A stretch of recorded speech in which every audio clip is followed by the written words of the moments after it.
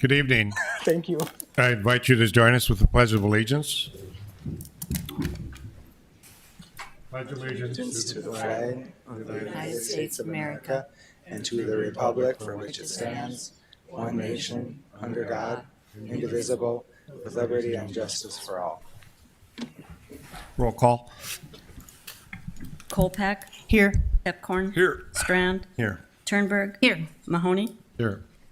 We do have a motion that came out of the executive session. Can I please have that motion? I so move to establish a listing price of $2.65 for the southeastern 2 to 5 acres of the property listed. Is there a second? Second. Any discussion? Roll call vote, please. Kolpak. Aye. Turnberg. Aye. Pepcorn. Aye. Strand. Yes. Mahoney. Aye.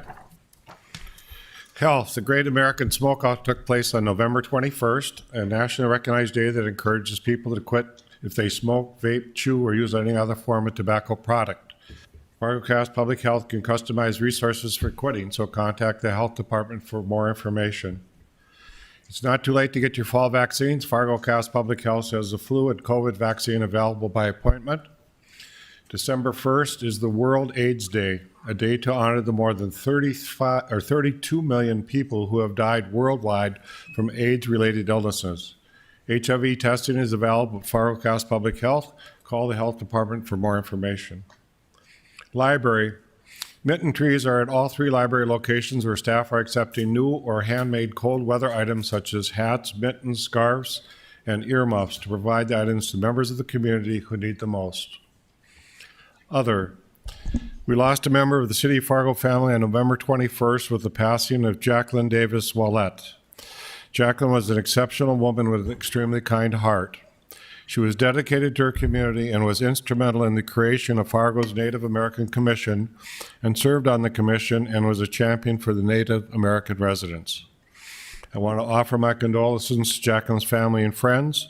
For those unable to attend, a visitation and traditional service will be held December 1st, 2 to 5 p.m. at Fiddler's Hall in Belcourt, North Dakota, and a massive Christian burial would have 10 a.m. December 2nd at St. Anne's Catholic Church in Belcourt. Sweet sweepers and public works department play a critical role in the fall by gathering fallen leaves before the first snowfall, which helps ensuring melting snow and ice can flow freely into the storm drains without obstruction. Since October, Sweet Sweeps have collected an impressive 677 loads of leaves and debris. Here's a short video to see how that goes.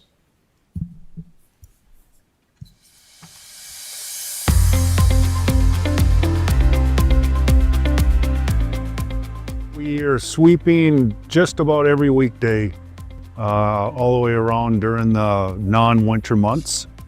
And then during the fall time is the primary is where we try concentrating on the gutters and getting the leaves out so they don't plug up the storm sewers.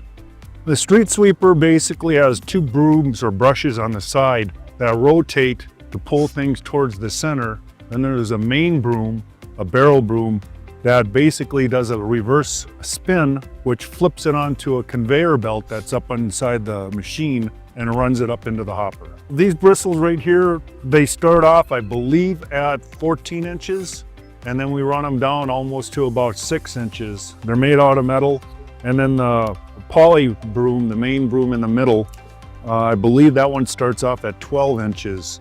That wears all the way down slowly throughout the use of it. This morning we started at 7:30. When it gets colder, we have to wait until it warms up so we don't freeze up the machines because they do carry water. But we'll start up at 7:30 in the morning. We'll do our shift until 2, get back to the shop around 2:30, clean them up, and then the evening crew comes in. They'll take over and run them until 6:30 in the morning, and then they'll bring them back and clean them up. So a lot of these machines are running at this time of the year at night also. So there you'll end up finding wrenches. Yesterday I'd found a wallet and turned it in, impact wrenches, you name it, just about anything that somebody will forget on top of their vehicle or out of their tailboard. If it's a new road that's got a lot of chip seal on it, we'll usually run in tandem, 2 people. If we're trying to do our initial spring cleanup, we'll go out in groups of 3 and 4 because we're trying to go from gutter to gutter. During the summertime, we'll break off into individuals because there's not a lot of stuff that's in the gutters. This time of the year though, we can run 3 trucks, sometimes even 4 at a time on some of the heavy leaves. With the mature trees, you'll see different parts of the town. The more mature trees, the heavier the leaf this time of year, and it'll take 3 vehicles just to go down and pick it up adequately. And sometimes we have to do second passes even with all 3 trucks. The most important thing is that we're slow, we're trying to do our best, we're trying to stay out of your way, and just give us some time and some room, and we'll just try keeping everything clean.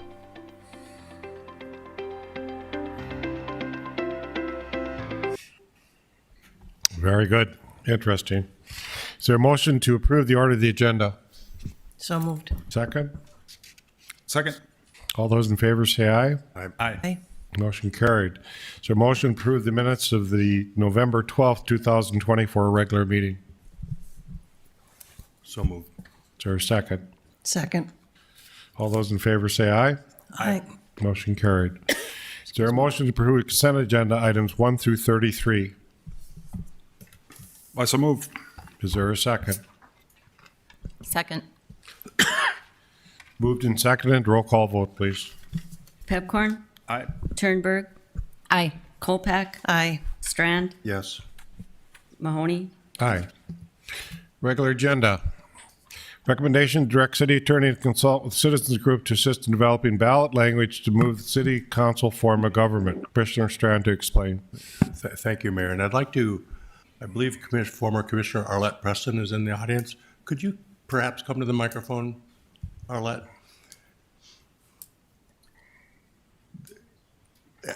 We all probably have a sense that ongoingly there's a conversation about what type of government would be appropriate for Fargo or not in the future. Size of commission, wards and districts, or at large, strong mayor, weak mayor, all of these variations. And we've had task forces in the past. I know Commissioner Preston and Commissioner Gehrig and Commissioner Grinberg were on a task force in about 2017.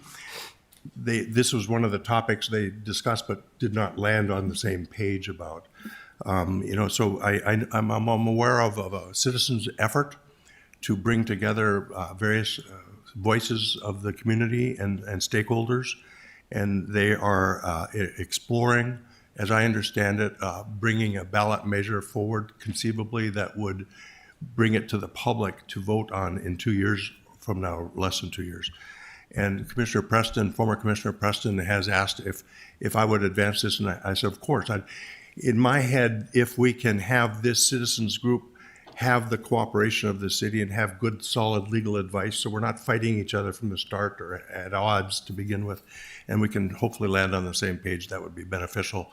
So as I understand the request, it's to get permission to have this citizens group work with our legal counsel to evolve this proposal and then go forward. So Arlette, if you could join in on that, I'd appreciate it.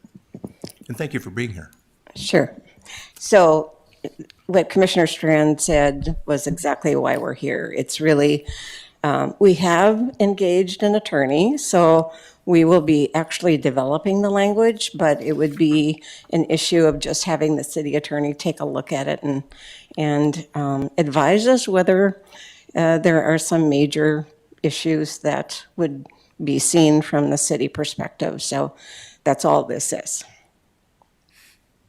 Any further discussion? So on that note, Mayor, I make the motion that's been presented in the packet. Is there a second?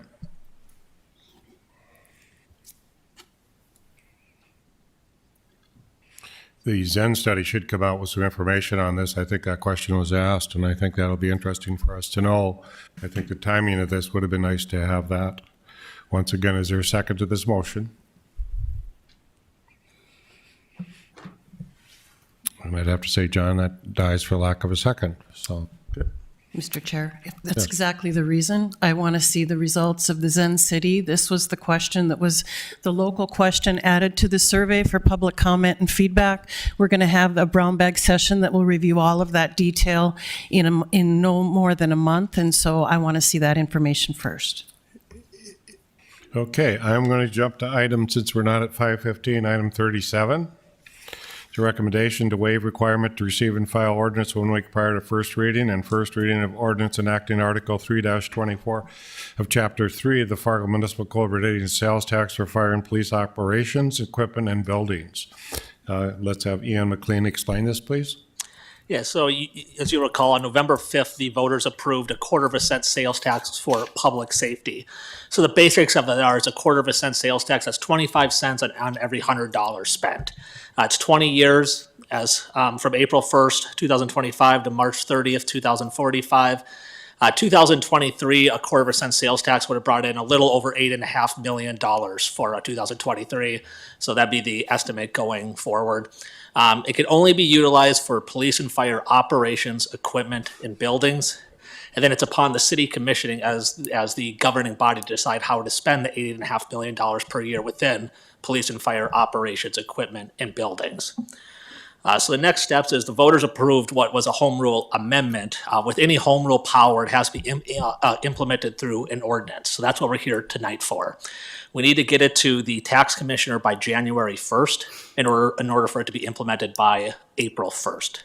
So we're just looking for approval of the ordinance that will implement the 1/4 cent sales tax for public safety. So the recommended motion is on the screen. And Commissioner Kolpak, I believe that the firemen understood this is what it would happen. The commission will decide in the budget where it goes. Certainly, they understand that. I will say that, I had this comment at the last meeting as well, that as we roll out the process to determine where those funds go each year and annually, we'll be having meetings with administration. Mine is next week to talk about what that process looks like. But, my promise is it will continue to be very transparent and involve the chiefs, both chiefs from public safety as part of that process. Thank you. Mayor, I have a question. Commissioner Strand. Does operations include wages and compensation? Yes. Do I have a motion? So moved. Is there a second? Second. Any further discussion? Roll call vote, please. Kolpak. Aye. Turnberg. Aye. Pepcorn. Aye. Strand. Yes. Mahoney. Aye. I think I have to wait 2 minutes. I don't have any, I think it's not public comment.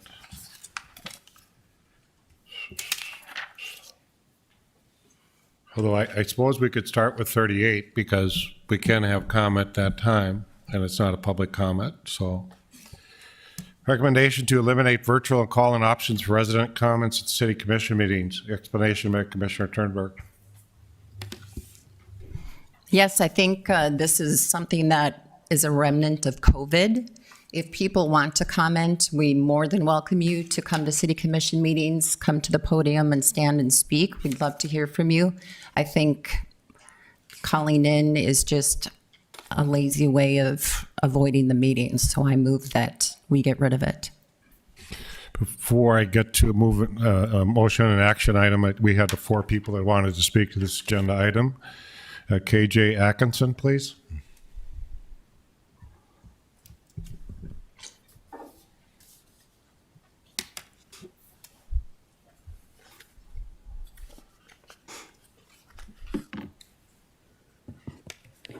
Hello. I'm frustrated this isn't the first time folks are having to come out and ask y'all not to steal away people's opportunity to be heard. The concept of removing the option for folks to call in under the pretense of COVID not being around anymore is rather ridiculous when you really break it down. First, the claim upon which it is founded is factually incorrect. COVID has not gone away and is very much so still here, along with many other communicable diseases, whether a state of emergency is in place or not. This fact can be easily corroborated by countless peer-reviewed research papers, scientific studies, and current data and statistics. Globally, we have seen many instances in which the innovation and changes that were made initially because of COVID have proven to have benefit beyond that low purpose. Why would we take away something that works? Second, taking away virtual comment would be ableist, classist, and discriminatory. Even the memo submitted with the recommended motion provides clear intent to discriminate. Residents would no longer be permitted to call in, but, quote, interested parties, end quote, would still be provided the opportunity, quote, to discuss the specific agenda items in which they have an interest as a property or business owner, end quote. What about our community members who will be impacted by agenda topics but don't have the privilege to own homes, rental properties, or businesses? Do they not matter, and who gets to determine who does and doesn't qualify as parties of interest? How can you ensure consistency and non-discrimination with such unclear stipulations? I think it is also safe to make the assumption that commissioners and other city staff would be granted the continued privilege of calling in as needed, like we have seen them do on multiple occasions, including a recent occasion where a commissioner was sick. That instance alone proves that virtual call-in is still fulfilling its original intended purpose. Going beyond that, our already marginalized community members will be impacted by this most. Our disabled residents are a clear example. Folks with compromised immune systems or those with chronic conditions and disabilities that prevent them from being able to attend in person require access to accommodations like virtual call-in. Removing what has evidently been a reasonable accommodation would lead way to glaring ADA violations. Further, what about members within the working class who can't make it to meetings at 5 p.m. on a Monday, but could use an allotted 10-minute break to quickly address the commission via call? What about parents who don't have childcare or the means to get to a meeting? Do none of their voices matter to you? Do only the voices of the able-bodied and upper class matter to the city? Because that's what you'll be saying if you remove this option. It is not a secret that the commission and many of its members have received criticism of their actions or lack thereof via this method of speaking. And I have to say the timing of this measure now being pushed seems awfully coincidental. If one cannot receive criticism and reflect, one can never grow and evolve to their true potential and best self. If Turnberg or any other commissioners cannot handle criticism or listening to their constituents, then I encourage you to step down and free your seat to someone who cares about the city and its growth rather than stifling its potential. Thank you. Trevin Peterson.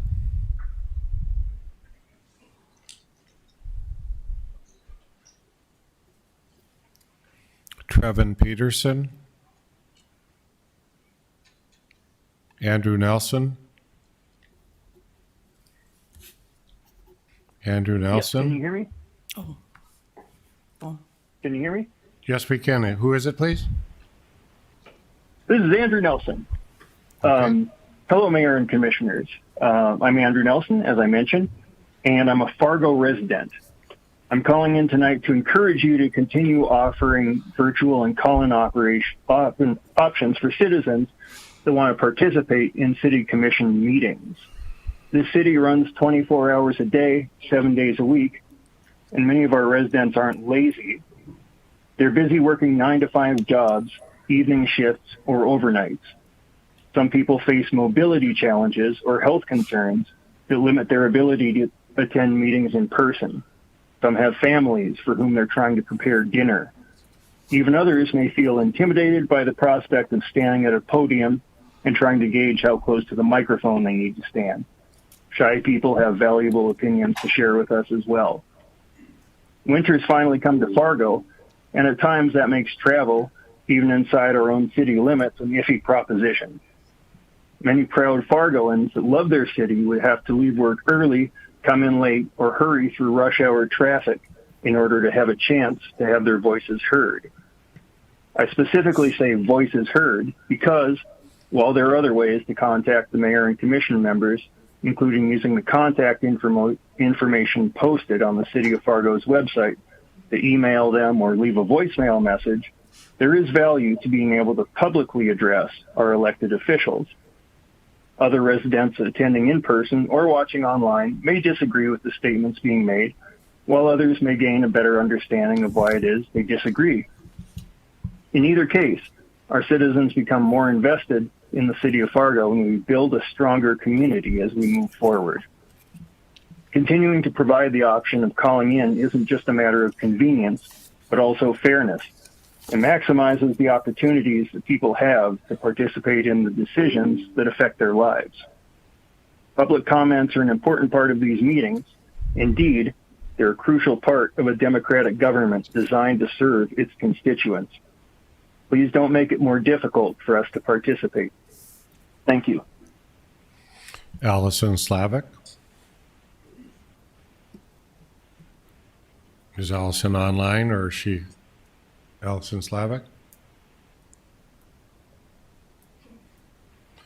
Okay, go to open discussion on this topic.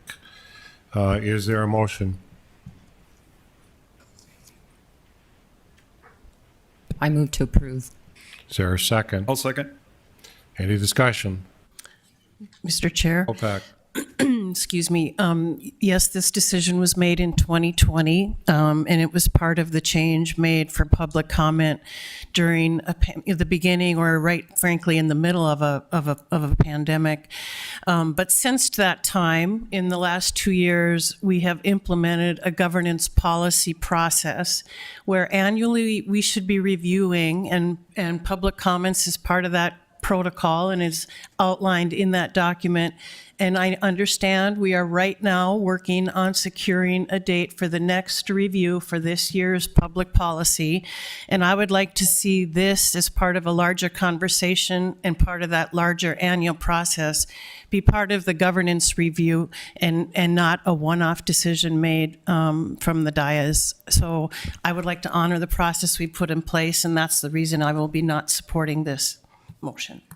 Would you like it, move it to the governance committee? I certainly could if there is a. If yes, you wanted to table it, to move I it to the certainly would governance table committee? it until we move it to the governance policy discussion. I'm certainly would make that motion. I'll second that. And seconded, it's amendment to your amendment, basically would move it to the governance policy to have a discussion. A discussion on that item. Commissioner Pipcorn. So, Mr. Chair, it was a little bit ironic because Commissioner Strand and I were both gone. And when I'm gone, I don't like calling in because being present is very important to me to be there in person. So that's my only thing. I think if it means enough for somebody, then they should come and talk in person. I guess that's my perspective. And calling in, I mean, you can call from anywhere, and I guess that's the thing that I think for the person to come in and make the effort to come and speak, that's part of to be face to face with us. That's part of what I'm in favor of. Thank you, Mr. Chair. Any further discussion? So the first vote will be on the amendment to move it to the governance committee. Roll call vote, please. Kolpak. Aye. Strand. Yes. Pipcorn. No. Turnberg. No. Mahoney. Aye.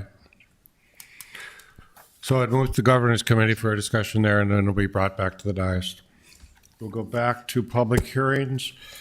35, application for ownership change, Class C alcoholic beverage license of Vault Partners doing business in Fort Knox, located at 52nd Broadway North, continued from the 10/28 meeting and continued from the 11/12 meeting. Steve Sprague to explain. Good evening, Mayor and Commissioners. So yes, this hearing was originally scheduled on October 28th.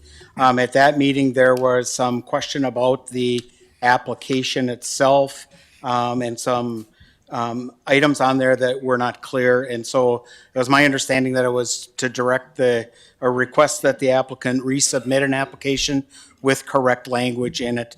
He has since done that. And then I also had him include a cover letter to explain what happened. And it's been a little while, so I'm in a big senior moment here. I might not remember everything because I also talked to the applicant, and so some of this that I'm going to tell you might have been through our conversation. Is he here today, Steve? I requested that he show up, but yes, I guess he is in the back there. Thank you.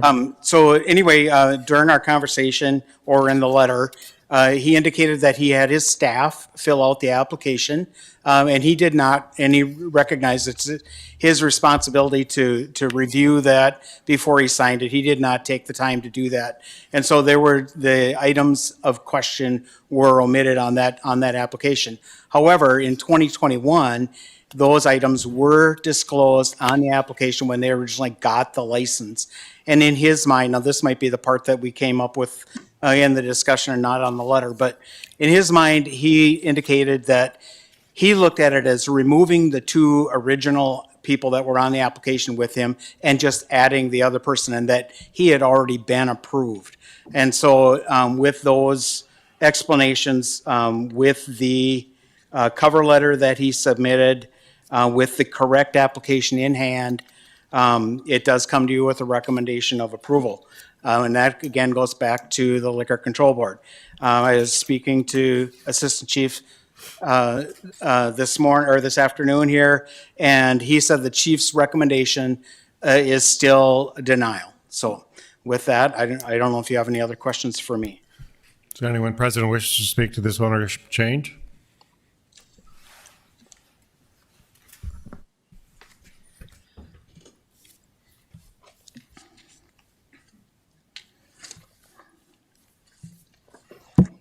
Thank you.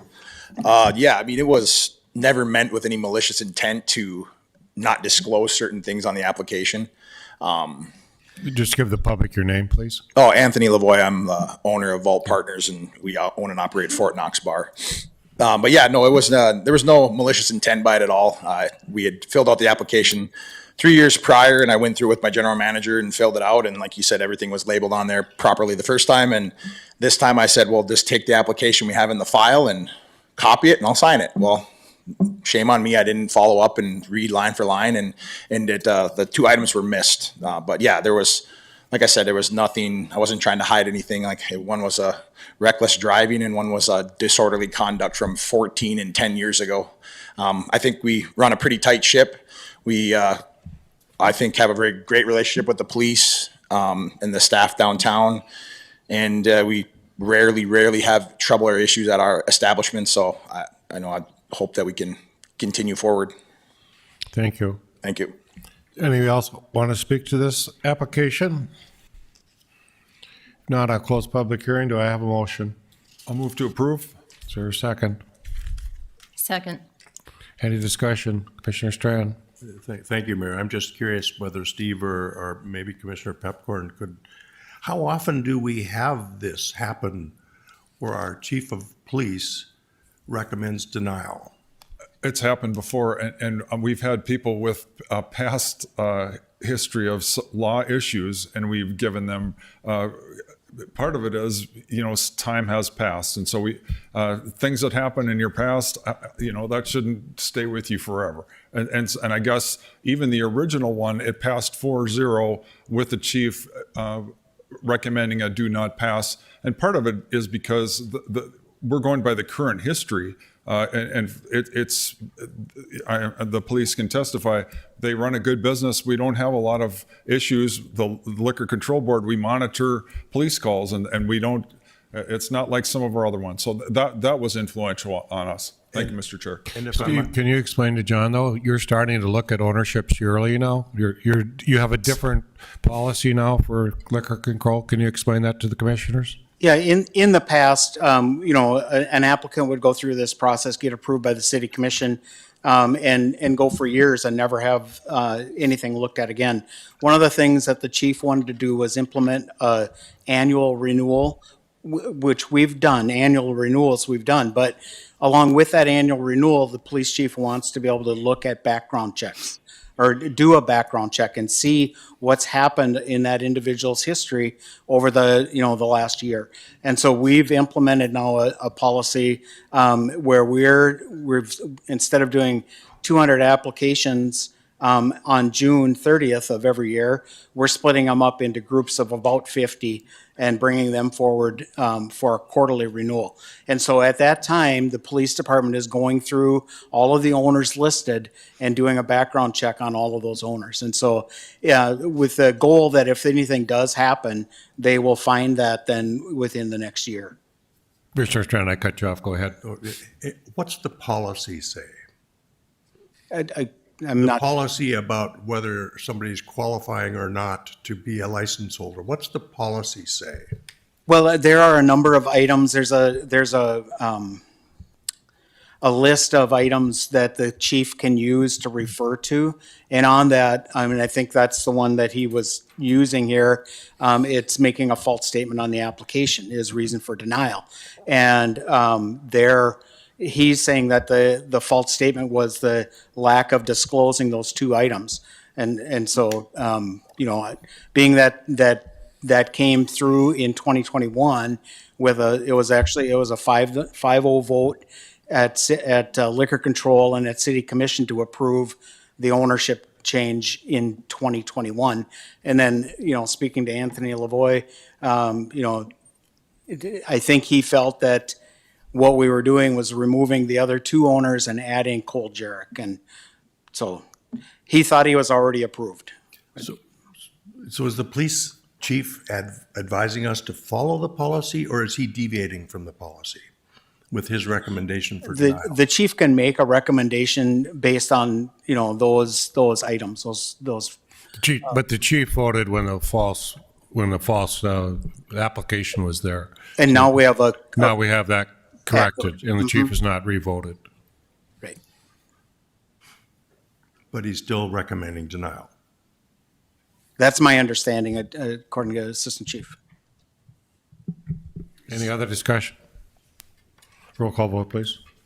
Pepcorn. Aye. Turnberg. Aye. Strand. No. Kolpeck. Aye. Mahoney. Public hearing, application transfer of Class ABH alcoholic beverage license from Great Plains Hospitality, doing business Baymont Inn and Suites, University Lodging, to doing business Baymont Inn and Suites located at 1340 21st Avenue South. Steve Sprague to explain. This is an ABH is a liquor license that we issued to a full-service hotel. It allows that hotel to have a bar in the hotel. It allows also off-sale to their hotel guests. Does not require any designated food sales or anything along those lines. This is a complete sale of the business. When we brought environmental health in, there were some concerns with the business, and Grant Larson's at Environmental Health met with the prospective owners and went through some of the things that needed to be corrected in that building in order to get the health license issued. As far as just sticking in my lane and talking about the liquor license, there were no issues in the background check, and it does come to the city commission with a recommendation of approval from liquor control. Does anyone present wish to speak to this transfer? Anyone present wishing to speak? Close public hearing. Do I have a motion? I so move. Is there a second? Second. Any discussion? Roll call vote. Pepcorn. Aye. Strand. Yes. Turnberg. Aye. Kolpeck. Aye. Mahoney. Aye. Item 39, winter warming plan update. Explanation by Brenda Derrick and Jen Fall. Good evening, Mayor and Commissioners. As part of the approval of the winter warming, we you had requested an update on what our plan is. So tonight, Jen will give an update on our plan, and then I've also been asked to just give an update on our ordinance enforcement also. The first winter warming incentive or initiative was started in 2023, and it was in the engagement center downtown. It was an overflow plan for individuals experiencing homelessness during the winter months. The approach allowed Fargo to be proactive rather than reactive and to shelter the most vulnerable in our community, preventing them from injury or possible death. In 2023-2024 winter season, we had a total of 8,096 encounters. There were 698 unique individuals. That means they were not counted more than once. So unique individuals were 698. People who first received services from the city of Fargo in the winter was 233. That was new people who hadn't previously received services from the engagement center. There were 86 successful diversions, meaning they were able to seek shelter somewhere else, whether that's family, friends, or other shelters. The average length of stay within the winter warming was 8 nights. We had 47% stay 1 night, 43 at 2 to 10 nights, 4.7, 11 to 19 nights, 4.2%, 20 nights or more, 4% at 50 nights or more, 1.3 for 80 nights or more. We did start winter warming just this past weekend at the current engagement center. Total encounters were 118. There were 62 unique individuals that presented for sheltering needs this past weekend. The soft opening was at the downtown engagement center. We had 41 people present on Friday night, 38 on Saturday, and 39 on Sunday. For the 2024-25 winter warming initiative, we will continue to work on diverting individuals into other facilities, other safer places to stay warm. The winter warming will also be looking to close again April 30th, 2025.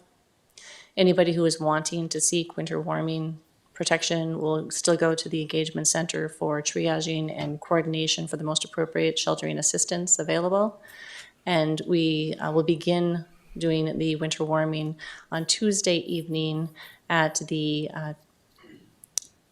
Winter Warming Center on 25th Street, located at 1230 25th Street South. Winter warming won't be at the engagement center downtown this winter. Any questions on that? Any questions on the winter warming? So not at the Civic Center, not at the Engagement Center, but it's going to be presently where the old police headquarters or substation used to be at Public Health Building. Correct. Okay. And that part of that strategy is to get the people there in the Engagement Center a break so it's not 24/7, basically, right? Correct. Okay. And just for the public to understand, it's not beds, it's not cots, it's sitting upright in a chair and sleeping. It's considered airport warming, so it is just as chairs and rows like an airport lobby. And what is the other question that we want to ask is how about overflow? It seems like many of the shelters are full. Are we going to have that issue this fall or this winter? There's much to remain to be seen on accommodations from other shelters yet. Okay. It's anticipated. So that's part of the problem is not having enough shelter throughout the community. It's not having enough housing in the community, Yes. but yes. Brenda, you're up. Okay, I'll provide a quick update on our ordinance that was implemented on September 11th. We've had 10 weeks of implementation. We have been removing camps weekly since then, with the exception of 1 week. We started with our priority areas, and then we have moved to expectation enforcement. Since the implementation, we have had 41 active and abandoned camps that have been removed. We have not issued any citations for camping, and we have not had arrests that are associated with camping. But I do want to make everyone aware of the resources that have gone to the removal of the camps. And these aren't, for Public Works, we've had approximately 210 staff working over that 10 weeks. That is repeated staff. So they don't have 210 staff, but if you look at how many people we're bringing each week, we've had about 210 staff. We've had approximately 47 police staff. Parks is always part of the cleanup. I don't have their stats, around 10-ish or right around there. And then if you look at our staff hours, we're really at about 520 plus staff hours for cleaning up. So a couple of things I want to also talk about. Last Friday, just bring you up to date, we did have one of our largest cleanups. We had about 12 camps. We started north of First Avenue North, worked the way along the river. We're down by the dog park on 6th Avenue, and then down towards the water treatment plant along that river corridor. Through that process, we did take out 7 dump truck loads was removed, and we had about 30 employees, so about 4 hours of work. Public Works has been providing the majority of the staffing for the cleanup along the parks. With winter here, their schedule is no longer predictable. We don't know when Mother Nature is going to hit, and their staff need to be ready and prepared to be able to work on their snow removal events. So we are starting to visit with contractors to see if they can assist with any cleanup over the winter. We also are aware that as the snow gets deeper, we may not be able to get into some of the camps and get them clean. So we'll continue to update commission as we figure out what this process looks like as we head into winter. Thank you. We have 3 people that want to speak. Trevin Peterson, you're first.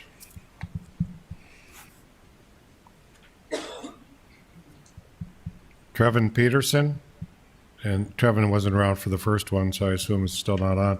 Allison Slavic.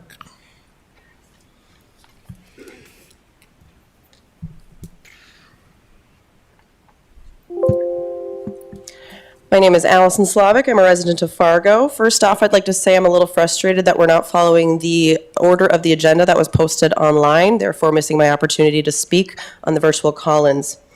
All right, the Winter Warming Center operated by the Downtown Engagement Center is an essential service for our community. As we all know, homelessness is a pressing issue, and with our shelters already full, we have many unhoused residents who are forced to live outside. And with North Dakota's winters, we face some of the harshest conditions anywhere. Extended periods of below zero temperatures, severe winter storms, these are not just inconvenient, but they are life-threatening. On average, North Dakota experiences 3 to 4 severe winter storms each year, and the Downtown Engagement Center's Winter Warming House provides a lifeline for those who would otherwise have nowhere to turn. Without this service, where would those people go? We cannot in good conscience leave them out in the cold to face the dangers of freezing temperatures. I find it heartbreaking to hear some commissioners speak poorly of the Downtown Engagement Center and the vital work they do, calling it, quote, a crap hole. While you criticize those who are working tirelessly to help our most vulnerable neighbors, it raises the question, would you prefer we have no resources for these people at all? The center is not a perfect solution, but it is a solution, and it is one that is literally saving lives. If you take away the winter warming center, which appears like we'll be continuing that, thank you. But if you decide that it's not worth the investment or effort to ensure that every person in this community has a place to go in the winter, then you are accepting the possibility that people will freeze to death. Is that the message you want to send to our fellow residents? What's just as troubling is the hatred and disdain that some commissioners have shown towards our homeless population, saying they, quote, fear for their life and wouldn't walk around downtown in the afternoon without a handgun. Seriously? This further pushes the false narrative that unhoused people are inherently dangerous. Last I checked, our downtown was thriving with a plethora of successful businesses, community activities, and a colorful farmer's market, and not once have I felt unsafe there. I believe this fear-mongering attitude goes against the very values we hold dear as a community, values of compassion, empathy, and kindness. If you claim to follow the principles of faith, whether Christian or from any other tradition, you must remember that the core message of all these beliefs is one of love, compassion, and care for the poor, the marginalized, and the suffering. How can you justify turning your backs on those who need help most? The Winter Warming Center is more than just a place to escape the cold. It represents the values of our community, values of compassion and responsibility for those who are most vulnerable. We must continue to support it because no one should have to face the harsh winter alone. Olivia Fisher. Mr. Chair. Hi, can you hear me? Yes, we can. I'm sorry. Did you have something, Commissioner? Is there some confusion? The winter warming has been established and will be ongoing. It's not up on the agenda to be cut. I hope people realize that. Yeah, I think they do. Okay. Just make it clear it's not being cut. Olivia Fisher, you now get your time started again. Good afternoon. My name is Olivia, and I'm a Fargo resident calling from my job, which I apparently need to clarify for Dave and Michelle. I felt compelled to speak about the Winter Warming Center today after hearing the asinine comments that were made about our community by a city official. Claims were made that the Downtown Engagement Center is destroying our downtown. I'm wondering why exactly some commissioners think that a Winter Warming Center is a bad addition to an area of town where people need it the most. Moving the center to a completely different part of Fargo is not enough. Where would you go if you found yourself in their position? 2 days ago, I and a few other community members distributed coats and other winter gear to folks down by the river. It was cold, not as cold as it will be soon, yet all of us had frost on our face within the first hour. Imagine what it is like for our neighbors living in that cold 24/7. The conditions these folks are living in are unacceptable, and instead of punishing them, you should be doing all that you can to help them stay warm and get housed. You cannot force these folks to move away from the downtown area and then also refuse to provide alternatives. How do you expect unhoused citizens to survive if you don't want them camping, don't want to fund a winter warming center, and don't want to provide more funds for our shelters? Public safety includes all of the public, regardless of if you approve of their lifestyle or not. We are all one and the same, so your willingness to treat people like they are disposable has disappointed this entire community. Generalizing an entire group of people like this is political violence, and you know it. I'm baffled that Dave is even allowed to be sitting in that room right now after insinuating that he needs a handgun just to feel safe around our unhoused neighbors. How dare you? Every single person I spoke to in the encampments were kind and compassionate. They are not disturbing the pathways and are in much more danger living outside than any of the people that take walks nearby them. You will not solve homelessness by taking warming centers out of the areas that these folks gravitate towards. You cannot solve homelessness by just moving people's camps to areas of town that you don't frequent. Why is the comfort of people shopping and bar hopping downtown more important to you than the comfort of people who are about to be freezing outside every night for months?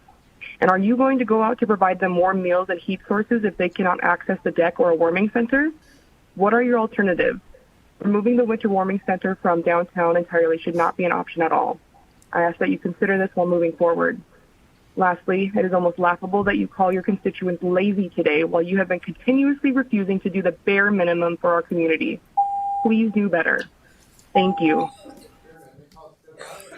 That is enough of that. Item 40, recommendation to end the needle exchange.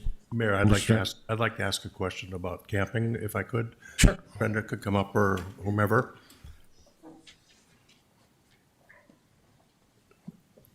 I know I'm sounding like Johnny One Note, but what, if any, update is there on porta potties on these campsites? And so I know we talked about that at our downtown task force meeting. I don't have an update right now. I think our outreach team is working with the people that are still camping and just understanding what that needs are going to be over the winter, because now we do have engagement center hours that will shift right to winter warming. And so just kind of understanding what that looks like, but we can circle back with you. But it's not been the recommendation of the park board or anybody else to have porta potties down there. No, we've, say your question again, please. I didn't hear your question. No, Commissioner Strand continues to ask about porta potties, but it's my understanding neither the park board nor the downtown group that's getting together on this has recommended porta potties. Difficulties they had with having porta potties in the downtown areas was the destruction and different things that happened to the porta potties. So now we have one porta potty behind the engagement center, as far as I'm understanding. Correct. There's none that are going to ever be placed down by the campsites. And Commissioner Strand continues to ask this question, but to answer his question, nobody's making any plans for that. Then on that note, I make a motion that we explore every option possible to incorporate porta potties into the areas where we are asking people to camp. Is there a second? I'm putting one there with a shower next week. I already rented one. Is there a second? Motion dies for last of second. I also move then that we add garbage receptacles where we're asking people to camp. Is there a second? Is this too hard to ask for? Garbage receptacles and porta potties where people are outside in the elements? It's not considered the strategy they want to do, John. Brenda? So Parks did add extra garbage, and we do have, Jen might have to jump up, but we also work with picking up garbage, and we work with Parks to pick up the garbage along the trail. So we are addressing garbage pickup. We've been providing like the bags, so when they're keeping their camp, is one of the camp expectations. They keep the site clean. They've been honoring that. They've been trying to stay in compliance, so they are not removed. The garbage bags come up towards the trail, which can be unsightly until either Fargo Parks comes through or City of Fargo comes through, and we pick that up from the trail. And where do people go to the bathroom? At the moment outside, I suppose, if they're in the camp. That's the whole point. Would we do that? Would we do that to anybody we care about and know? One guy does. I'm just saying, you know. Commissioner, I think it would be good to talk to the CEO of PetroServe USA and see what he's That's a had totally to deal. different No, it topic isn't. than It camping isn't. on the rivers. It isn't. We're It's talking right campsites. here. Let's have order. It's Let's have order. blocks. It's blocks from the river, and he's had nothing but needles and paraphernalia and having to dismantle his toilets over and over again because of the disrespect to property. And if you've seen the inside of a porta potty that's been left outside for a while, it's If we don't want people horrible. going into PetroServe to use their bathrooms, we should provide people bathrooms where we're asking them to camp. Commissioner Pipcorn. Yeah, Mr. Chair, I was going to save this for my update, but Commissioner Strand and I went to Tampa, and Tampa's a 400,000 person city. And do you know how many encampments and do you know how many tents we saw in Tampa? 0. Correct, Commissioner Strand? And tell them why. It's awesome. They provide housing. Mr. They Chair, have housing first. That's why. Mr. Strand, please. May I continue, Mr. Chair? Yes, you may. So it was great. I went on a tour, and it's supporting people experiencing homelessness. And what they do is Catholic Charities, they have a location where they have housing. They have they start out with tents and also single. It's fantastic. But you know where it's not? In the frickin' downtown. It's in the industrial area. Everything in Fargo needs to get out of the downtown. That's where we want people to go. John, what did we see in downtown Tampa? It was beautiful. People walking. It was beautiful. Everybody was outside. We had a police presence. You felt safe. John and I walked to dinner. Nobody harassed us. There was no feces in the street, no vomit, no needles. It was pristine. And it's because that's what they want. They want to have a clean, safe downtown. And they do, don't they, John? They do. And in fact, the way they do it is they give somebody a roof over their head. Pallet homes. They have 300 pallet homes down there. We don't have any. We have 40-some people along the river that don't have a roof over their head, don't have toilets, don't have bathroom facilities, don't have garbage receptacles. They don't have a public that sometimes cares about them even. So, Mr. Chair, if we got to the point where, I'll finish. Mr. Strand We're on speaking the now. same page. Those pallet homes are a great option versus tents on a river. And as soon as we can get our housing first movement happening and fund that and fund master leases, we'll have fewer people on the river. That's the result we're looking for. So, Mr. Chair, if I can continue, the key thing is the city does not run the program. That's right. They participate. And so Catholic Charities runs the program. And I would suggest that we should try to go have somebody from here go there and try to copy it. Because we want to copy success. In case you haven't noticed, nobody's coming to Fargo to watch this. Can we learn more about what Fargo's doing? Because this is a disaster. We need to follow something successful. Tampa, we just were there. It's successful. Let's copy somebody good and do what they do. Because here's what we got to do. You have to eliminate the camping. You have to move the Salvation Army and everything out of the downtown, have it in the industrial area, and voila, it will improve. And you know what happens then? People talking about the downtown being great? No, it's not. The businesses are leaving. The customers won't come. That's what's going on right now. And so to say we don't have a problem, that's not being true. Thank you, Mr. Chair. I'll stop. So Mayor, and I'll stop after this. Strand. Too, but obviously, we were both at a national conference, and this is a ripe topic for everyone.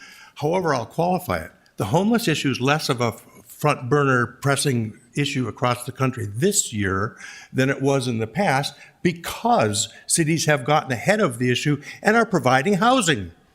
And if you provide housing for people, you don't have as many unhoused people. So we're on the exact same page. We need to get people off the rivers, get them into safe bases, do what others do so we can look like Tampa and we don't have this situation, but we have to do what they've done to get there. And that means housing first. Mr. Turnberg. Is there anyone that disagrees with housing first? I mean, No, isn't that what we all are here for? But what's the holdup? Then let's fund it. No, seriously, there's no funding for those first master leases. There's no funding for these programs. We say we're going to do it. We're looking for the money. Let's just decide we're doing it. So Mr. Chair, just one more thing. We have money. The city is doing it right now. We got to get out of this business. We need to have a nonprofit. We need to participate. But you know who else does? Everybody else. All the other cities, the counties, the state. Right now, it's just the city of Fargo. We're paying the bill. That's not, and this, you have to have all the support services, everybody participating. Right now, it's us, the city of Fargo and the taxpayers of Fargo. You can't have that. You got to have everybody rowing the same way. Thank you, Mr. Chair. Commissioner Kolpak. Mr. Chair, I've had this conversation with a number of constituents as well, and you're right, housing first is ultimately the solution. It's a resource issue. It is a neighboring city joint issue. It's a complex issue with no easy solution. And right now, we're taking steps to get there by looking at best practices, by meeting with public-private partners. All of that is underway. We just had a legislative meeting Friday where we very much put this issue front and center. We've got to get some legislative help at the state. And I know that there's already proposed legislation coming that will be for affordable housing. But, you know, we have to trust the work and recommendation of the staff. The reason I didn't second the porta potty is because there needs to be more data and information around what is the work that they're seeing, what are the solutions that are working. You know, Brenda and Jen mentioned that they're working with the population. This winter warming is just starting up, but we have to trust the work that the staff is doing with the resources we have. And we all know right now, property tax, every tax is an issue. People sincerely feel the budget constraints we're all feeling. So how do we do this smartly?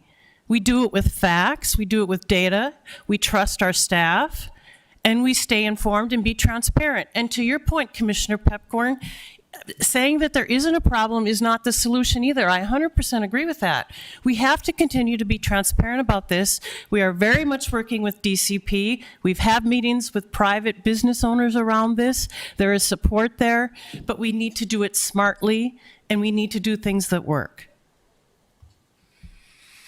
So sometimes people think we're not making progress. We are making progress, and we have more engagement with downtown business partners, John, than we've ever had, where people want to get involved. We also, Commissioner Pepcorn, have other partners that are coming to the table trying to help us out with this. There's legislation before us that should help us, and several millions of dollars can be helped to help us in this area. Housing First is a concept, but we are putting 2 to 3 people a week into housing. We are moving that needle forward, and we are moving that forward as well. Staff will come out and report in January to have a full discussion about where should we head and what should we do. To Commissioner Strand's concern about porta potties, that should be a discussion in the DCP. You guys should have a discussion about it. We've done it before. You could do it again. Just need to have a discussion about it. The funding model, I'm very enthusiastic because I got at least 3 commissioners now that are enthusiastic about going to the legislative body and trying to find other money. You also have a county that you can go to as well. But looks at all the options. This is a community issue. We all need to get involved. And when I give my liaison report on Churches United, you'll understand where this community is going. I'm not giving up hope. Downtown is a wonderful place. Have you been down there at the Christmas time now? It's beautiful. Great place to be. And we're not Tampa. We'll never be Tampa. We're a different environment, a different community, but we're a great community. So let's all work on it together and get to solutions. I'm going to go to the next item if I can. I think this discussion has been thorough. Number 40, recommendation to end the needle exchange program. Commissioner Turnberg. We've made strides downtown and in our community, but right now things are not working as well as they could be, and we're looking for solutions to our homeless and crime problems downtown. Some of us have been working with other cities and other police departments. I've worked with one that has seen great strides in their homeless population and their crime. Their true tangible effects of needle exchange programs are the realities of finding loaded and unloaded new and used syringes in our parks, playgrounds, and waterways. Any possible benefits are outweighed by the realities that our law-abiding citizens, including children, face. With the growing epidemic surrounding fentanyl, why would we provide the vessel to supply that deadly toxin killing so much of our youth? Of course, people are free to make their own decisions, but why would we allow those decisions to be made free by being complicit in their use? There are ways to be compassionate without providing the equipment needed to further a potentially deadly habit. I would say that as the state of North Dakota, we have rejected legalizing marijuana over and over and over. So do you think that the residents really want to legalize giving needles for IV drug use? We are a nation of laws. Its primary element has separated the U.S. from virtually every other nation in history. We are a nation of laws, not men.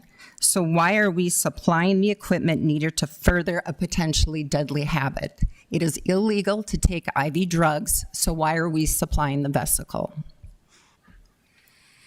I believe we have something to be presented by Public Health to talk about the program. Is there a second or a motion? She hasn't made a motion yet, John. I just thought staff should present their recommendations first. I would like to possibly, ask Jen too, when she comes up, if she knows if that opioid lawsuit settlement money can be used for anything other than needles. Could it be used for treatment, for recovery, for Housing First, for recovering addicts? I'd be interested to know.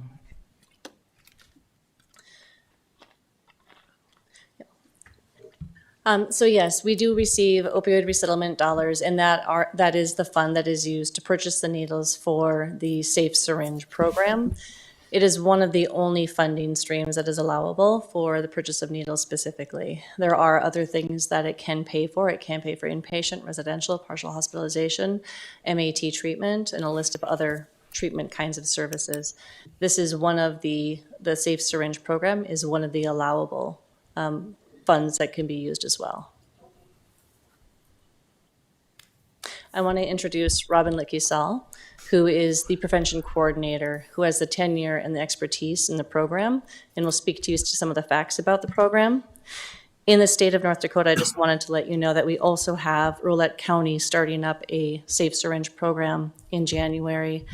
Grand Forks still has theirs. Minot, Mandan, Beulah has a satellite program from Mandan. Valley City also has a safe syringe program. So as a state, we are widespread within this program as well. But that lawsuit money can be used for treatment and helping people in other ways other than just syringes. Correct. But this is the only funding stream for safe syringe. Although it used to come out of the general fund. Previous to 2022. Yes. Right now, it's not a cost to the city. No, but it or was. taxpayers. Taxpayers were paying for it. Right. Can we present the program, please? Go ahead. Yes. Mr. Mayor, Commissioners, good evening. Our program opened in April of 2018. It was a solution, or one of the solutions, that we were looking to help face the opioid crisis that had hit here locally. We saw many deaths. There were 31 deaths in that year that we opened, and we were looking for anything and everything to help us reduce the number of deaths from the opioid crisis. Our program has been very successful at that. Not only that, but it's also lowered the transmission of hepatitis C and HIV. Syringe services programs, when they are community-based and they are best practice, what they do is they offer more than just syringes. We offer a program that provides a range of services, including education, referrals, HIV and hepatitis C testing, naloxone or Narcan, test strips, safer sex supplies, wound care supplies, safer use supplies, including syringes. So all of these, since we have a comprehensive program, we know, and studies have shown over the last 30 years of studies on comprehensive syringe services programs, that when they are conducted to fidelity, that they will reduce the transmission of HIV and hepatitis C by 50%. This, of course, is a huge cost savings to taxpayers, because we know that treatment for hepatitis C for one individual is $24,000 at the low end and up to $74,640 at the high end.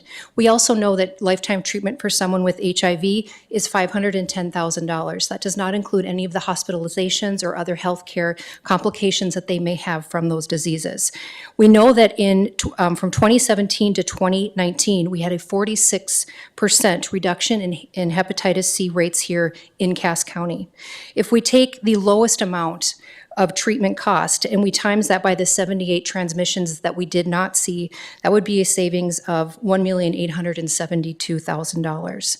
Studies have also shown that syringe services programs save per person that is served $1,300 to $3,000 per person every year. And again, that would be either 1.4 million or all the way up to $3.2 million per year that this program is saving the taxpayers and folks that pay taxes. This year to date, we have saved 397 lives as a result of naloxone that has been provided at that program. We've provided 433 referrals to treatment. And from 2019 to 2023, a life was reported saved 1,691 times by naloxone provided just through our syringe services program. We know that the number of opioid overdoses has been decreasing dramatically. Last year, in 2023, there were 39. This year to date, only 19. We also know that according to the OD map, the overdose map that is used by law enforcement and other first responders, that this time, when we compared 2023 to 2024, there was a drastic reduction in suspected overdoses and suspected overdose deaths. So in 2023, there were 122 total suspected overdoses in Cass County with 31 deaths. This year, just 83 suspected overdoses total with 17 fatal overdose deaths. So we know that this program is working. It's reducing our HIV and hepatitis C transmission rates. It is saving lives, and it is saving taxpayers a lot of money. Other things that we know about syringe services programs from the last 30 years of research is that they reduce drug use, they reduce needle sticks, they don't increase sharps litter or crime. And someone that engages in services at a syringe services program is 5 times more likely to engage in treatment and 3 times more likely to be successful in treatment. So we are funding treatment in that way. We are seeing individuals that are having, for the very first time, conversations about treatment that are, because of stigma and because of the stigma on them, are afraid to seek help and afraid to even ask questions about it. They can come to us, and in a non-judgmental atmosphere and environment, we provide them education and information about treatment, and we get them to treatment. We're fortunate in the state of North Dakota that the state pays for treatment. We have the substance use disorder voucher, and anyone that cannot afford to pay for treatment or whose insurance will not provide for it, they can use the SUD voucher to help pay for treatment. So we feel that this program, given all this data and all these numbers, is actually a very good return on investment and a very small price to pay for the lives that we've saved and the money that we've saved taxpayers. Thank you. Mr. Turnberg. Why does this have to be an all or none? Why can't we still provide education, Narcan, helping save people without providing the needles? If we do not provide the needles, what we will see is more sharps litter. Studies have shown that. We will see more needle sticks, and we will also see an increase in rates of HIV and hepatitis C. So, yes. I would say it seems like it's more of a free needle instead of an exchange. Otherwise, why do we see so many needles throughout the city? So that is a best practice, is that you don't deny someone, that you don't make them bring back used needles in order to get a clean needle. Best practice and the best efficacy is achieved by being a needs-based program where we give folks what they need so they don't have to share or reuse needles. When they share or reuse needles, that is when disease transmission takes place and a lot of other healthcare and hospitalization costs. Mr. Pipcorn. So, Mr. Chair, just a few questions. Are you addiction experts, either one of you? History and behavioral health and serving the addictions. So that's a no. So the first thing with addiction is you shouldn't enable. And so by giving needles to addicts to use illegal drugs, that's enabling. So we're using public money to enable. Don't take on the staff, please, Dave. You can make a public comment. There's no reason to go after the staff. No. I'm not done, I know, Mr. but Chair. I mean, make your statements, but let's not. I asked a question. Robin does an excellent job, and Jen does an excellent job. I just, if you want a rhetorical question, that's fine. Can I continue, Mr. But Chair? just I don't want you taking after the staff. They're doing a program. So go ahead and bring a rhetorical question to the brink, but there's nothing to go after the staff.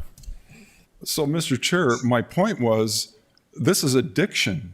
And so we're enabling. We're using public money for enabling. That's the first rule of addiction, is you stop enabling.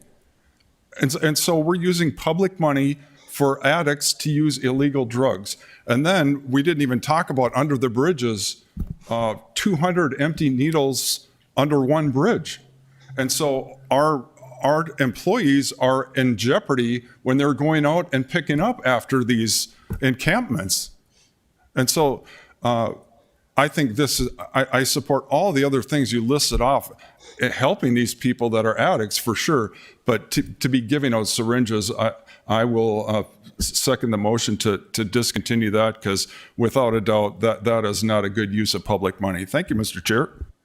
So a motion and a second. I do have one person I wanted to speak to this. Can I let them speak first, and then we'll go on with our discussion? Asher Lorenzi. I'm just let me grab something real quick.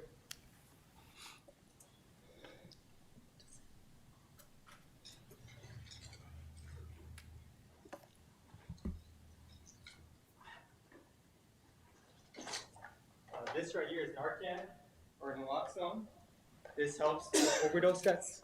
This will reduce it. This is life-saving. I'll be speaking in defense of the Clean Needles program. The CDC has compiled the research on syringe service programs and their effects. Much of this will kind of be reiterated what they said. They are proven to save lives, help those with substance use disorders to get needed support, prevent overdose deaths, and reduce the impact of drug use on the community. They follow this up by saying that nearly 30 years of research show that comprehensive syringe service programs are safe and effective, cost-saving, does not increase illegal drug use or crime, and reduces the spread of viral hepatitis, HIV, and other infections. I would agree with Commissioner Turnberg that drug use is a real problem in our community, but Turnberg's proposal doesn't make our community safer from drug use. There is decades of research showing that her proposal will make drug use problems worse in the city, not better, worse. That is why I ostensibly oppose this proposal. It appears to me that she's neglecting the advice of public health professionals. Her policy is not based on keeping the city safe from drugs, since it would have the opposite effect. So I asked, what are you looking to get from this program? Are you looking to save lives? No, it has been shown to do the opposite. Are you looking to help people get treatment? No, it's been shown to do the opposite. Because people, when they reach these, they get those treatments. You can't address addiction if you're dead. The first step in addressing addiction is making sure you stay alive, and that's why we need these programs. The first step is to stay alive. Would we expect to see a decrease in the number of people seeking help for drug addiction? Is that one of our goals? Because that's one of the outcomes that we will see if you cut this, is that people will be less likely to seek treatment. It's frustrating to hear our city commissioners lie to the public and say that the benefits of syringe service programs are only a theory, when in reality there are decades upon decades of research backing it up. It hurts all of us when you lie to the public. It hurts all of us when you go against the recommendation of health professionals, as if you know any better when you refuse to do the most cursory research on the policies you propose. I love this city, and I would hate to see drug use take over because our city commissioners refuse to take the advice of healthcare professionals. This saves lives. No one is disputing This Narcan. saves lives. Please, he's not done. Okay? We use buzzed. Buzzing means you have 15 seconds left to speak before you're cut off. Okay, so let's, you can read it. They're all up there too, so. Do you have a level 1 double-blind study? A level 1 double-blind study? We don't engage in debate, please. I would say that we have not at all said anything about getting rid of Narcan or getting rid of treatment. We'll open a discussion at the commission. Any comments or questions? Commissioner Strand? Thank you, Mayor. When I was first entering the arena in 2016 as a commissioner, this was a front burner crisis, as Robin alluded to, the number of overdoses and we had a really significant community response. We fought to get Narcan everywhere, in our fire departments, in our police departments. We fought to get it available to the public. We fought to have the North Dakota legislature, with local leaders like Kim Hagvik, their state's attorney, fought to improve the Good Samaritan laws so people who are reporting a friend overdosing are at less risk and have that whole world better for them. Medical assisted treatment, we fought for medical assisted treatment. Methadone, some people will have the same debate. Well, why are you giving a opiate related drug to somebody who's under addiction? Well, it works. These are best practices. You're in the medical world. We follow best practices in the medical community. These are best practices. I remember some years back, Mr. Vice President Pence, who came from Indiana, had spiritual conundrums about whether or not to support a syringe program, and he prayed on it. Meanwhile, there was a county in Indiana that had 3,000 some cases of HIV explode through needle use. That's what harm reduction is about. It's reducing the harm to people. We want to save lives. We want people to get better. We want to help them get on a path of getting into a better life. But it takes a whole community, and it takes every aspect of what you can offer. It takes medical assisted treatment. It takes syringe programs. It takes Narcan. It takes a caring community. It takes a caring community. And,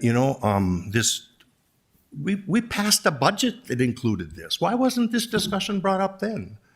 And what's next?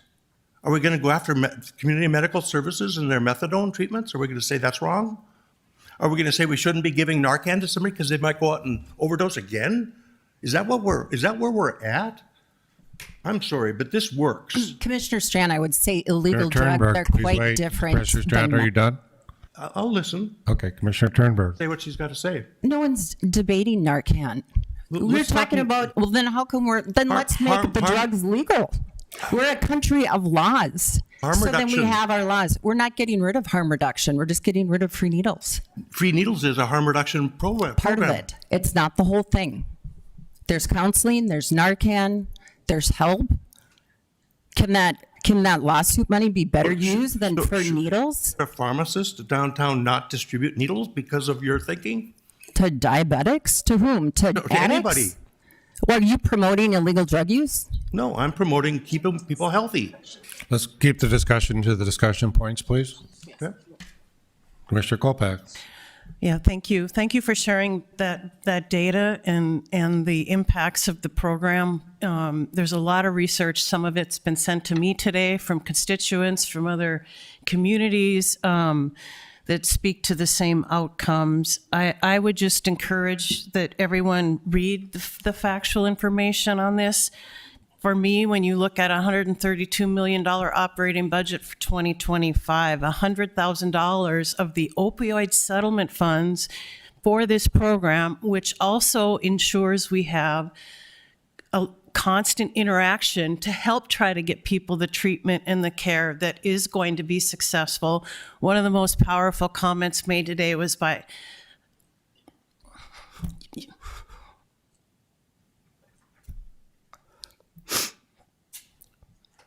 my apologies. You can't get help if you're dead. This is personal. I'm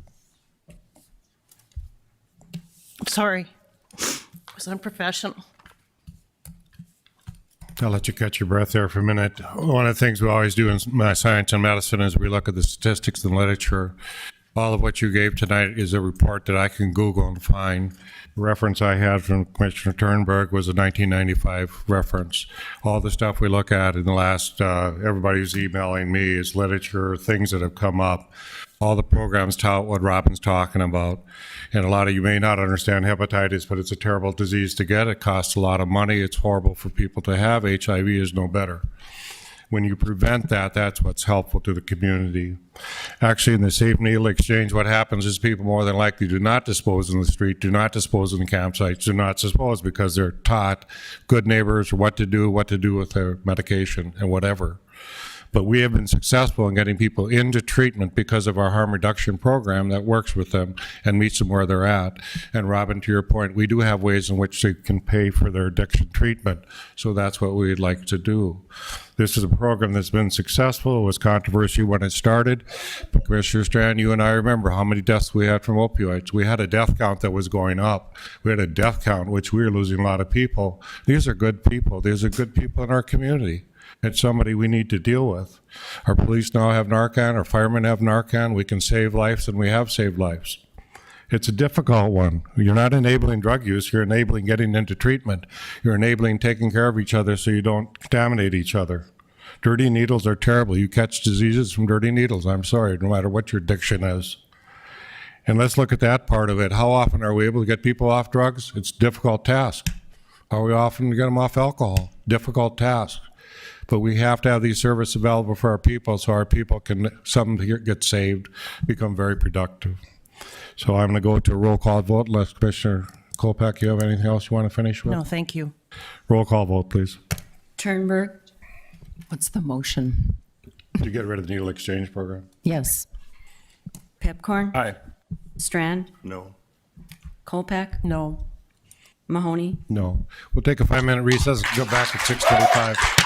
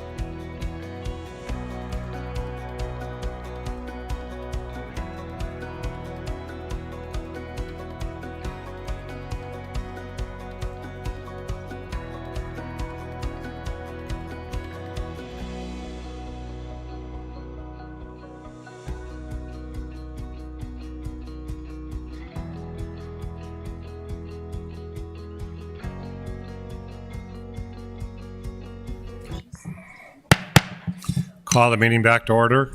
We have liaison assignment updates. Commissioner Strand? No update, Mayor. Commissioner Kolpak? Yes, I have 2 slides today, fire department, and then a little bit about a trip I was on with the chamber last week to Washington, D.C. in place of the mayor who had a conflict. So fire department, 3 Fargo firefighters will attend the Active Shooter Integrated Response Conference this fall, and it is organized by Advanced Law Enforcement Rapid Response Training Center in Texas.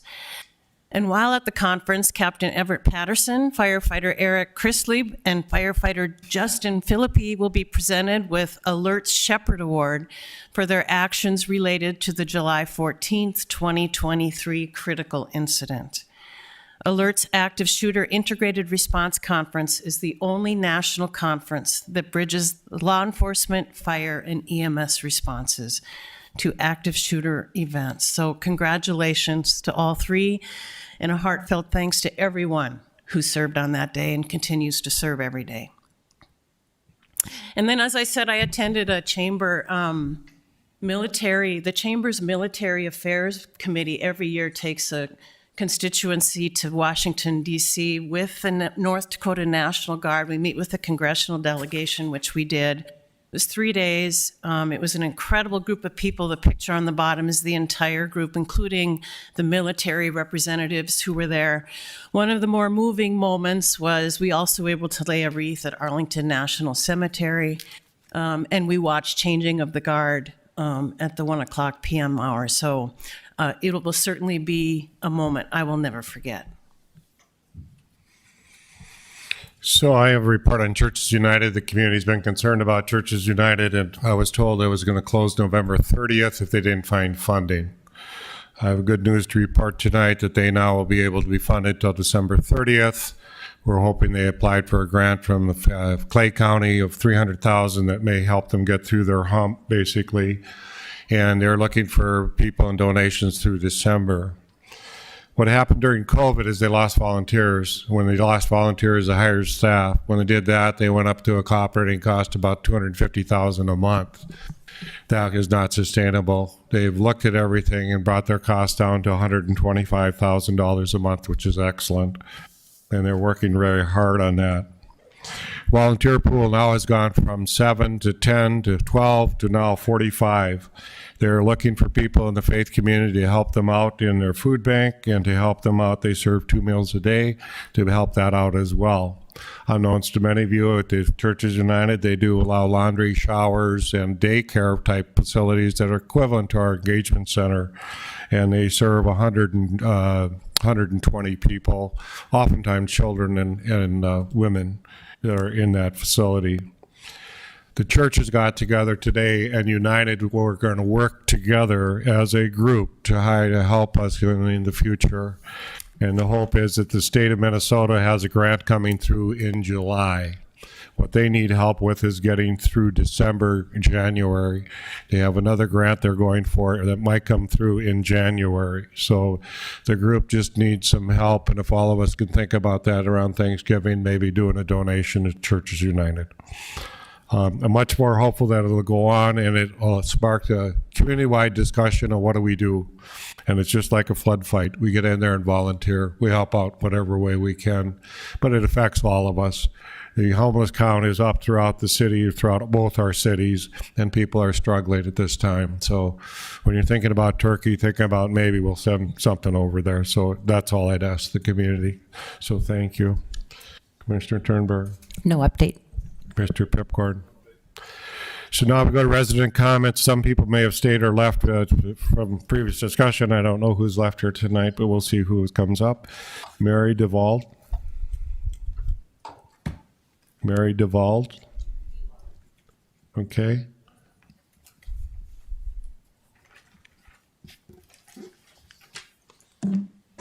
Hi, my name is Mary DeWald, and I am not a public speaker, but I am a resident of downtown Fargo. And I'm here today to talk about what I have seen. My husband and I moved downtown in March of 20. And I know a lot of people have left. I I also am a legal guardian for a vulnerable adult, and I understand compassion and helping those in need. But what I have seen happen to the city specifically in the last 12 months is very alarming. And I will say there are a lot of times I don't feel safe downtown. With the movement of the camps from underneath the bridge to basically right across from the building I live in is very disturbing. And I have seen public urination. There's garbage all over. And it's not the greatest vision to get up and see the camps. And again, I feel bad for those people, but I think the city needs to move forward in eliminating that and creating an area that feels safe for those that want to be on the bike path. I've had a couple of incidences downtown. One was just last week. I literally am walking from about this building downtown to meet my husband. There were some men at the engagement center, and it was about 5:15 at night. One was on a bike, saw me, circled across the street, circled around me, obviously to kind of intimidate me. But I'm a 62-year-old woman. I mean, I shouldn't have to have that. I've also seen the mental health crisis that's going on, people shouting and screaming and running left and right. Something has to change, and I'm really fearful of the amount of camps that are going to continue to build up. And I think I've got some friends and residents with me, and ironically, right before we came over here today, there was an explosion on the river in one of the camps. Black smoke billowing everywhere. So I'm asking you please to do something. Having them on the river is not safe. It's not safe for them, and it's not safe for us. Thank you. Matt Osborne.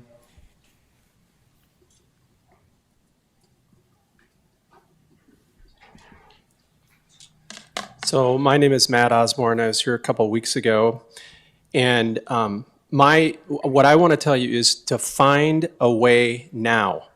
During the season and in the spirit of Thanksgiving and the holidays, we as residents of downtown are begging you to find a way now.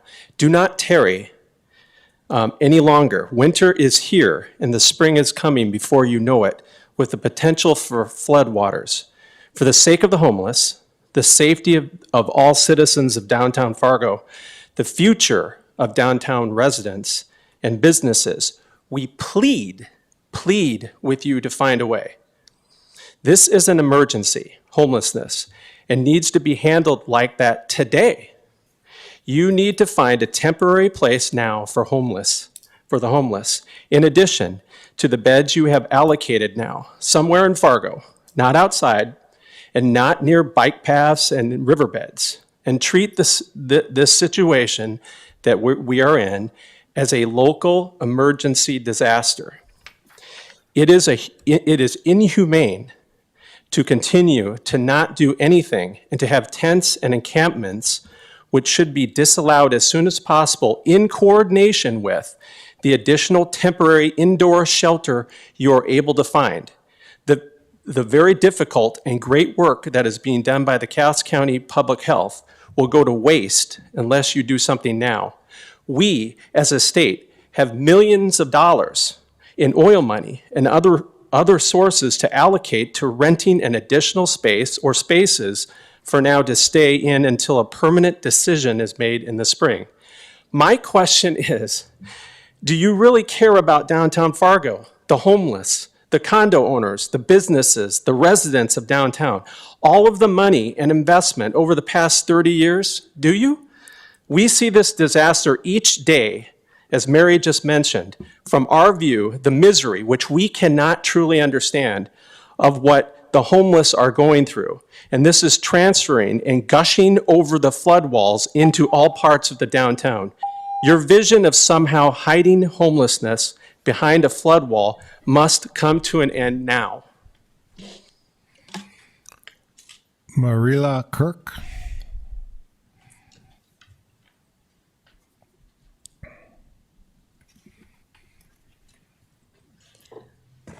Good afternoon, everyone. My name is Mariella Kirk. I also live and work downtown Fargo. I'm a nurse practitioner and I have compassion. I feel the need that I need to express my concern regarding the safety of our residents and the safety of the unhoused population living by the river. I don't feel safe. We find people sleeping in the entryway of our building, despite the secure system. We have individuals entering and stealing packages. And walking the river path as a woman is scary and not beautiful anymore, since we have to see needles from drug users, garbage, and people screaming and hallucinating. It is a danger. I don't understand why the city of Fargo allows people to camp outside, knowing how severe the weather can get in our state. How are we treating them by not providing resources to humans? They deserve better. Allowing them to sleep outside without addressing their needs is an easy solution. I think of them every night as I go to sleep and how miserable they might be feeling sleeping outside. We don't even allow our pets to sleep outside during the winter. If we continue to do nothing, we are going to have hypothermia, frostbites, and death. Thank you. Tricia Pearson.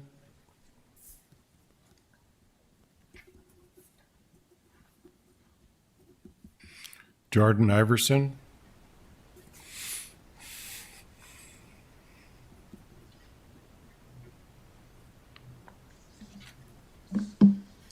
Hello, I'm Jordan Iverson, owner of a City Center Lofts condo next door.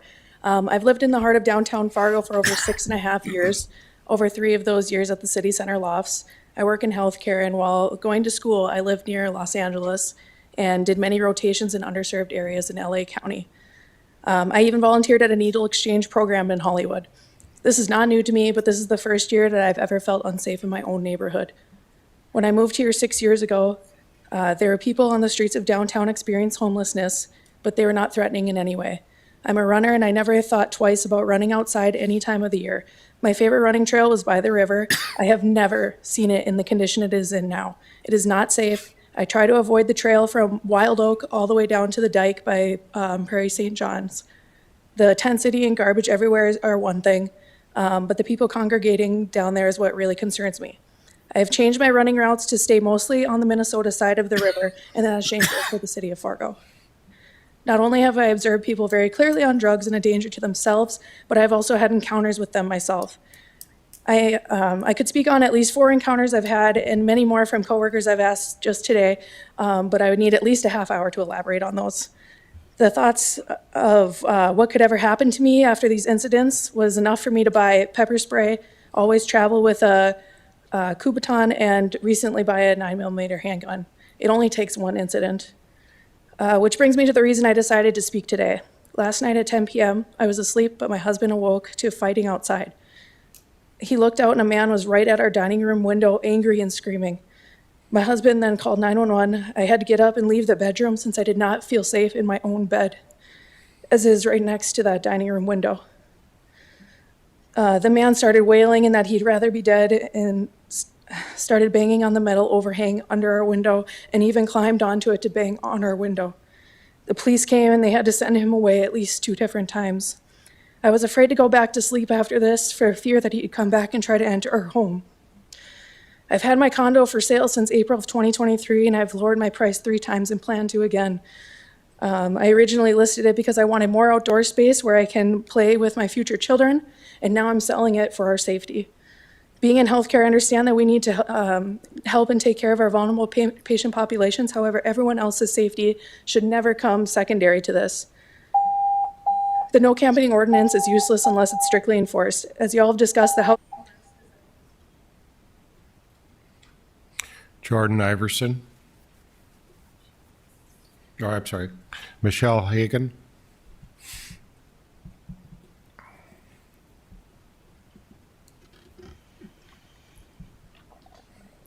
I'm Michelle Hagan. Thank you for letting us speak, and I don't want to beat a dead horse, but I just want to make sure that our voices are heard, and just if there's one other point of view I can provide, then that's great.